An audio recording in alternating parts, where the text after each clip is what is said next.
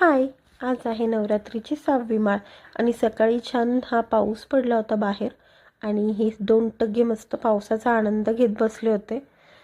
तर सकाळी मी आता बनवतीये सौम्यासाठी चॉकलेटचं दूध. ही रेसिपी मी नक्की शेअर करेल. हेल्दी दूध होऊन जाते हे. सकाळी उठल्यानंतर मॅडम बसल्या होत्या, उभ्या राहिल्या होत्या गॅलरीमध्ये आणि सगळ्यांना बायटाटा करत होत्या. हे आम्ही काल तिला पुण्यातून कान आणले होते सस्याचे, ते चाललं होतं मस्ती. त्यानंतर सौम्याने ब्रेकफास्ट केला, आवरलं, तिला शाळेत सोडून आले मी.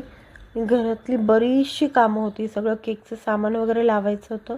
अचानक बाहेर येऊन बघितलं तर माझ्या दारामध्ये अशी 3 पावलं आली. 2 आत येताना आणि 1 बाहेर जाताना अशी पाण्याची पावलं आली ती छोटी छोटी. त्यानंतर मी रांगोळी वगैरे काढून घेतली, हळदीचं लेपन वगैरे करून घेतलं, घरातली छोटी मोठी कामं आवरून घेतली. संध्याकाळी बाहेर जायचं होतं. सौम्याला हे स्नॅक्ससाठी मी सोयाबीन भिजत घातलं होतं. आता याची सोयाबीन चिल्ली किंवा मग काहीतरी करेल.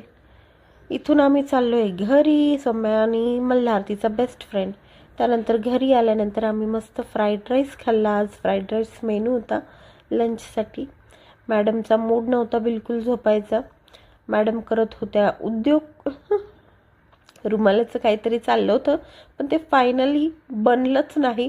काय बनवायचं होतं ते समजलंच नाही. ती झोपली. त्यानंतर मी जप आणि वाचन जे होतं ते सगळं करून घेतलं. थोड्या वेळाने सौम्या उठली आणि हे सौम्याच्या नाकात अचानक रक्त आलं होतं. कसं काय ते काही कळलं नाही. फ्रेश झालो आणि आलो आहोत आम्ही श्रीसूक्त पठणसाठी माझ्या मामे सासूंच्या घरी. आज ग्रे कलर होता, त्यामुळे आज सगळ्यांनी ग्रे कलरच्या साड्या नेसल्या. तिथे छान श्रीसूक्त पठण झालं, सौम्याचं कन्यापूजन झालं. त्यानंतर आम्ही घरी आलो आणि सौम्याचा होमवर्क झाला आणि असा होता आमचा दिवस.